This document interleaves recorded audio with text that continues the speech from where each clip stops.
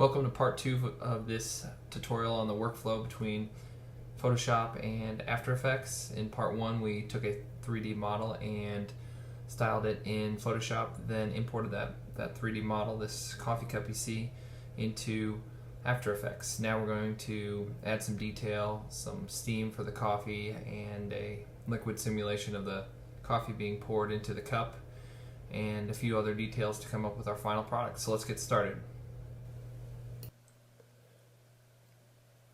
Alright, so we done a quick RAM preview, so I'm going to show you what our camera animation is looking like so far.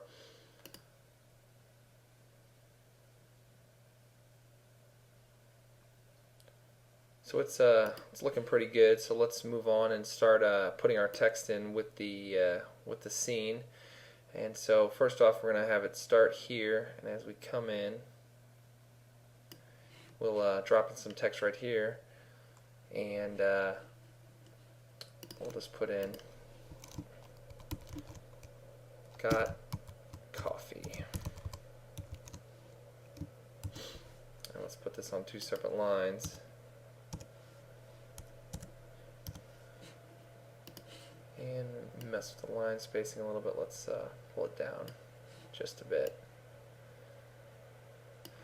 And then for the color for the text, let's change it over to let's go 624220, and then let's give it a little bit of a bevel and emboss. So let's go down to layer styles, bevel and emboss, and here you can play around with these for hours. I just like to let's soften it up just a bit. There we go, about 3.5. Just kind of smooths it out. And let's see here. Take the depth and actually turn it down a little bit. Maybe down to about 66%. So that's looking pretty good. And then under our effects and presets, let's just go grab a preset. I like being able to fade on word by word. It's a nice little effect. So take this and move it down to about right here, and we'll go into bridge, animate in, and fade up words. Give that a double click, and then so we'll see here as the animation comes in.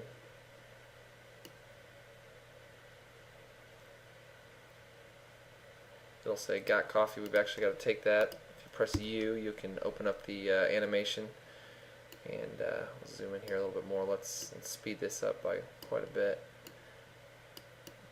So as you come in, got coffee pops up, sits for a second, and then we're going to move on to the next phrase. So before we do that, let's do a little linear wipe. So as the coffee cup moves, we can wipe the text off. So let's go to Effect, Transition, Linear Wipe, and let's change let's see our angle. I think it's about where we need it. No, it's come from the opposite side. Let's take this.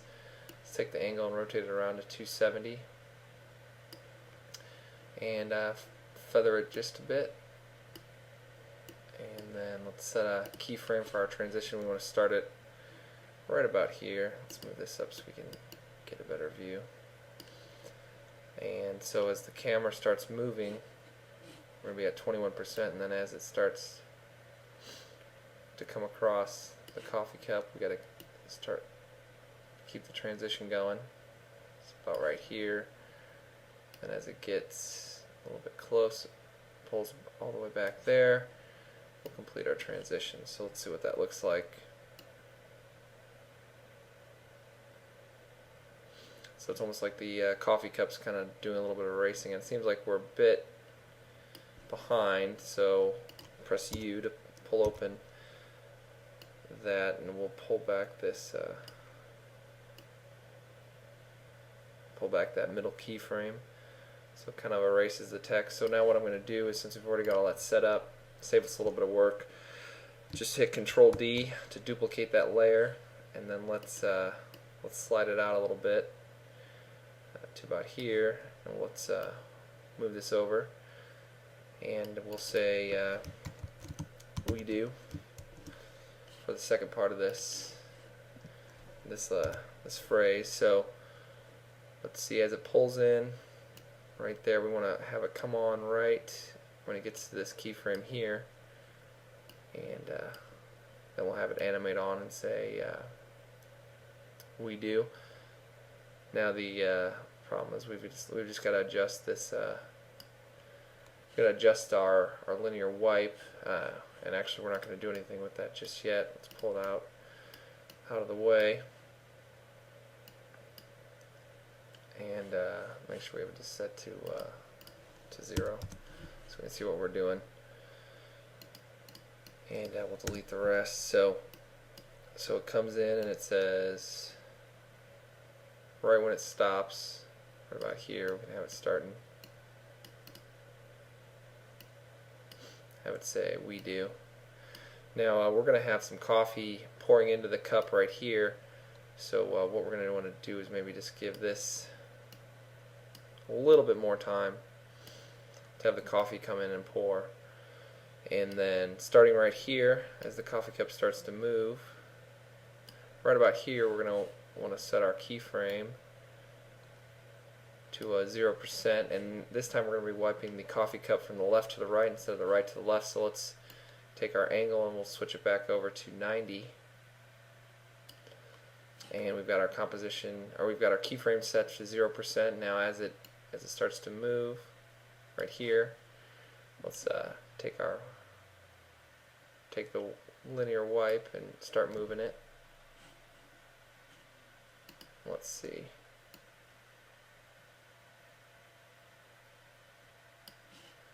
Actually, I think we're going to have to move it quite a bit. Yeah, let's leave. So as it goes, about right here is where you want it to be. Actually, a little bit back. Let's make sure it's completely wiped off there.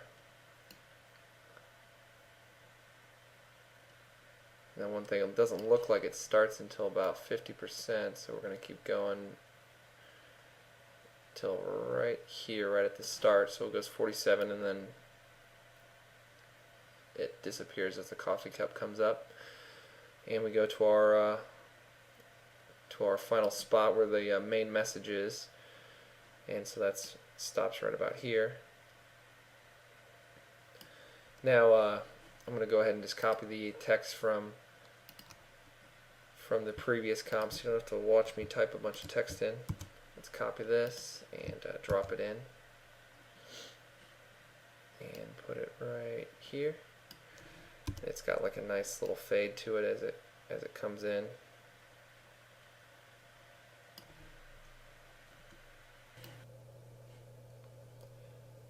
Alright, so our text is running over the coffee cup just a little bit, so what I'm going to do is just hit C and take this final keyframe for the camera and rotate it a little bit just to make it fit in the scene a little bit better, and that looks pretty good.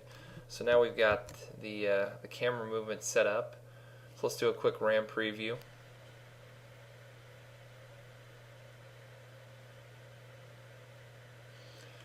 So let's make a couple minor adjustments. First off, let's take all of our camera keyframes and let's do a little easy ease. We should have done this earlier, so it doesn't affect our transitions on the text, but hopefully it won't have too much of an effect. But it should just smooth out the animation a little bit. And let's see, as we move along here, I think it's actually working out really well. So we've got the text all set up, and we're moving our coffee cup around in 3D space. One last adjustment I might make here is just to push the copy out to the left just a little bit, so it fits a little bit better with the cup.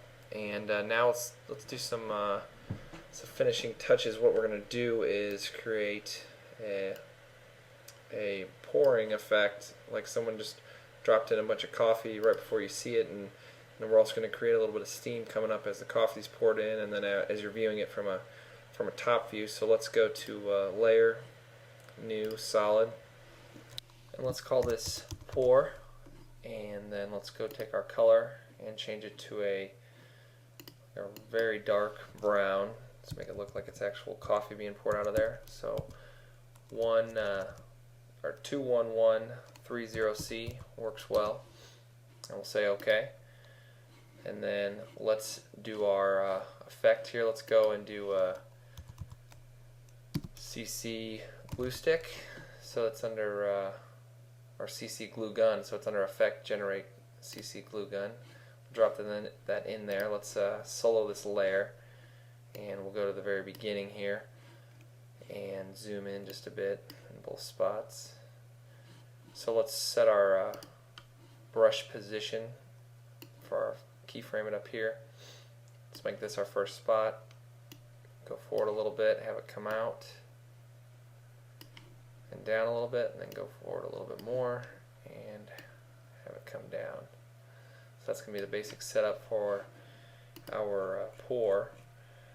Now let's go in and mess with some of the settings. Let's take our stroke width and go at 6.3, the density at 200, and the reflection, let's take that down to 20. We'll leave the strength at 100. Now for the paint style, let's make it wobbly. Kind of helps it with that pouring look. Let's take our wobble width to 6 and our wobble height down to 0.5. And our wobble speed we can take down to about 42. For the light, let's take the intensity up to about 127. And that should be good for that. So let's next, you can kind of see the way it pours. We really want to make those edges move a fair amount, so we're gonna add a roughen edges and then animate the evolution on that. So let's go up to Stylize, Effect, Stylize, Roughen Edges, and under that let's take our border up to 21.9. Our edge sharpness can be 2.75, and the scale, let's take that way up to about 600, and the complexity, let's maybe make that a 3. A lot of these you just learn by playing around with the different settings. Now let's keyframe our evolution right when it starts to pour, and then as it pours out we're going to want to keep that evolution going because it's going to pour and then stop. So let's take this up to 0.4, so you can see now as it pours it's still the edges are still moving, so it kind of makes it look like the liquid's still running through. So we've got all that set up. Now we're going to let it pour for just a little bit, and let's pull out our animation a little bit more.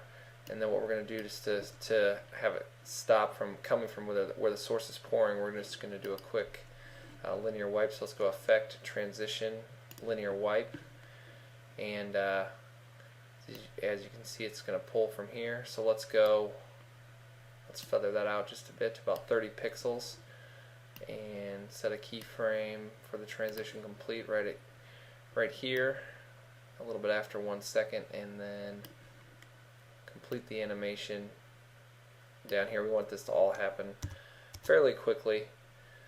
So it comes in, it pours, and then it finishes. I think we should probably take the feather down a little bit on that and take our angle and turn it a little bit so it's not so sharp when it's when it finishes the transition.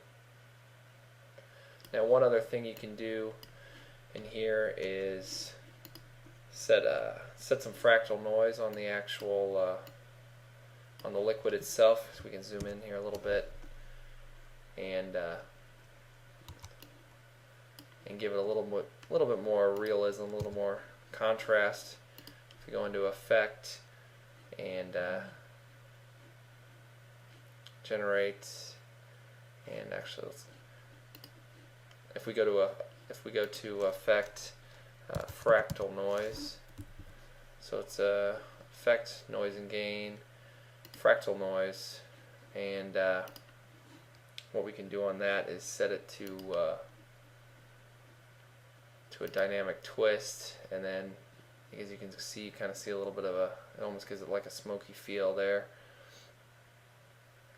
And we'll take that blending mode and set it to multiply. Or actually, let's set it to screen.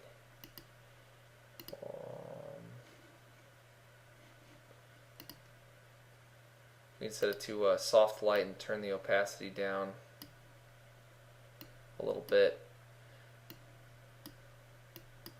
and that'll kind of give it a bit more texture and make it look a little bit, give it a little bit more realism as it goes through. And we can also put a little evolution on that as well. So we'll take our evolution, set it here, and pull it out. Maybe go about 4. So then you get the edges moving, and you also get a little bit of movement on the inside. So that's our that's how you can set up the pour. Now let's unsolo this layer, and let's go to the spot where we are going to want to have the coffee pour come in. So it's about right here in our animation. Let's see.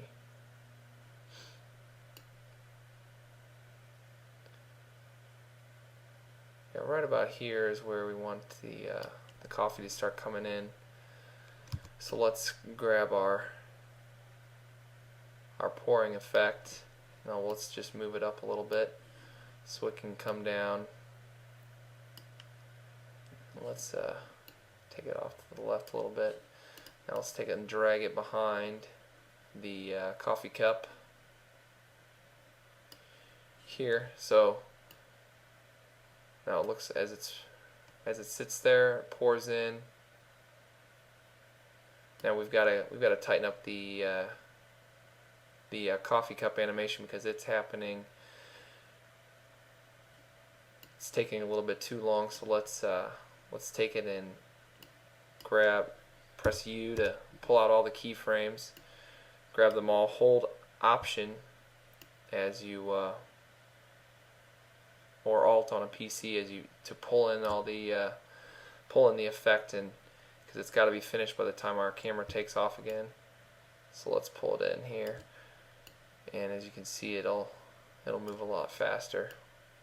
We'll have it come in, pour, and then zoom out, and right as it moves off. So now that we've got the pour set up, let's set up our steam. So let's go up to Layer, New, Solid, and we'll just make this white, and we'll call this Steam.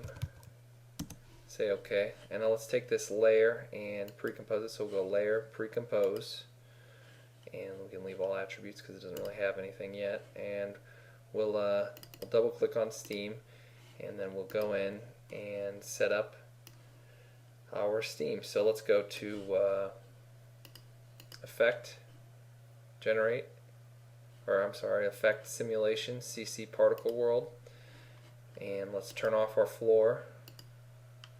Let's take our birth rate down to 0.1. Take our longevity up to 1.5 seconds.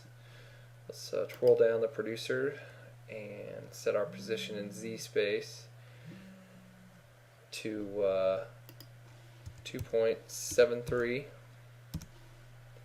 Let's take our radius on the X axis and go 1.2, or I'm sorry, 0.2, and the Y, let's make that just 0.01, and we can leave the Z radius at 0.2. Let's twirl down the physics and let's change this to vortex. Let's take the inherent velocity, and actually let's take the velocity first. Let's just make it 0.03, let's take the inherent velocity and turn it down to let's do a -5. Take our gravity, and since it's steam and it's going to be going against gravity, let's do a -0.2. And the resistance we can keep at 0, and the extra we can leave it at 0.5. So now let's start to make this look a little bit more like steam. And before we do that, let's just take our scene and let's pull it down so the steam's kind of starting right at the bottom of the comp. Alright, so let's go down to our particle, and let's change that to a faded sphere. And let's take our burst size and take it up to 5. And our depth size, we can keep that at 5 as well. And our max opacity, let's take that down to about 50%.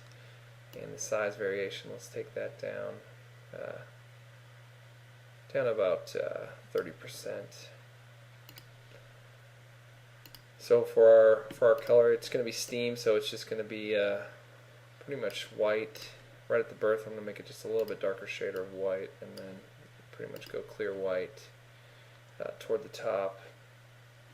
So now you can kind of see what the steam's looking like. And I might take our sizes up a little bit more, and take our size variation down just so it doesn't look quite so piecey. And one other thing I like to do is apply a nice little blur to the whole thing. I think it kind of helps blend everything in a little bit more. So let's go to Effect, Blur, and Sharpen, Fast Blur, and let's just turn it up just to about 24, so that any type of edges, it just kind of helps soften them. And then you get a nice little steam effect. Let's pull the Z position up just a bit so it's not bleeding off the end of the comp. So let's get this steam dropped into our composition and put into place. So right as the steam comes in here, we're going to want to move our actual steam in place. We'll set it right about here, and let's do a couple things before we get too worried about that. Let's set the transfer mode by toggling the switches and selecting screen.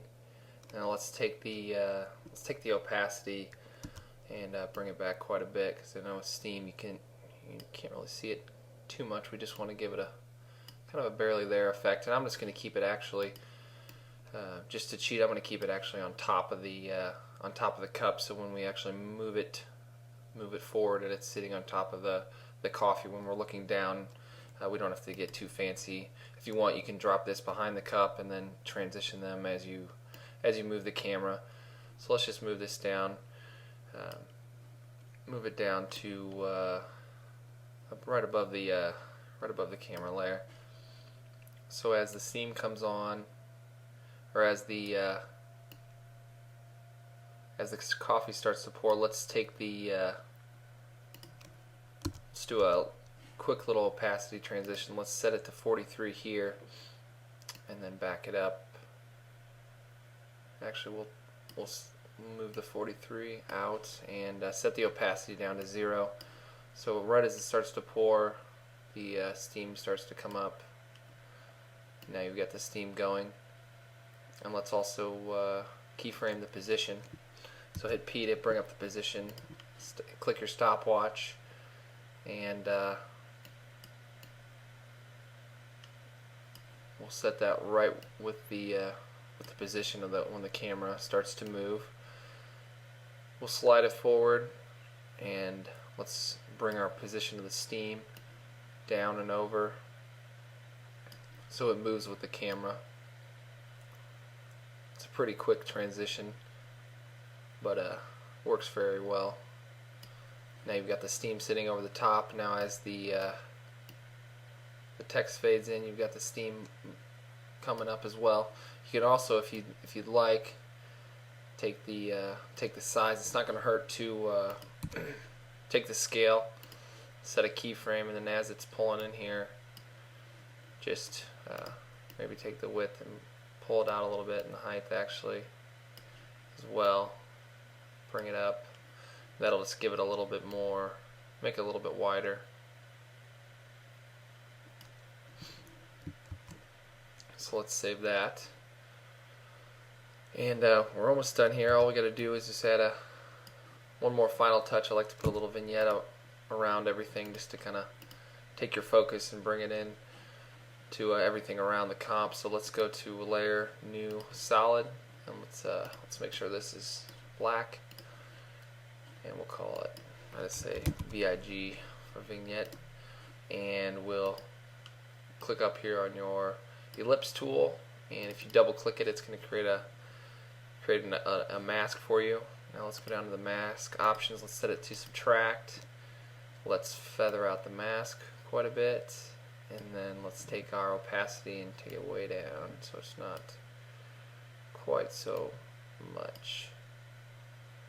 And actually, I like to take the vignette and put it below the text so the text really stands out and just kind of gives you your tunnel vision, a little bit more with the actual graphics. Alright, so we've got one more quick step to go. What we've got to do is put a little drop shadow on the coffee cup to make it look like it's actually sitting on this wood table. So to do that, let's actually duplicate the cup object and rename it to cup shadow.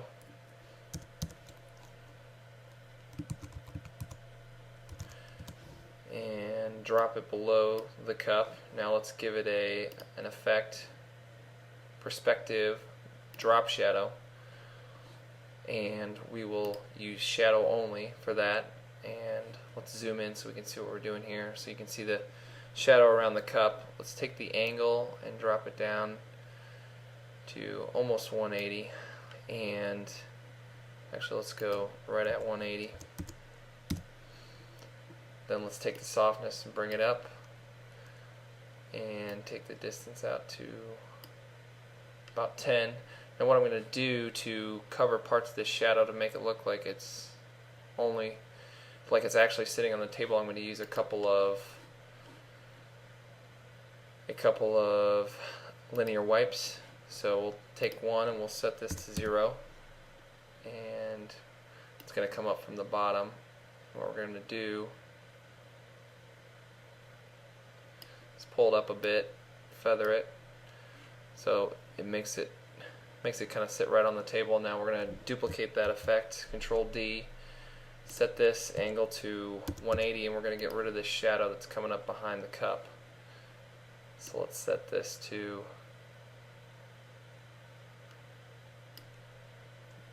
right at about 66%, so it kind of looks like we've just got that shadow going on there now. So now we're going to go through the entire animation and see how that affects our shadow, and we're going to adjust these two linear wipes accordingly to make it look like it has an actual drop shadow. So I've gone through each keyframe of the camera movement and adjusted the linear wipe to cover up however much or as little of the drop shadow as I needed to make it look realistic. So that was our final detail. Now we're ready for the final effect.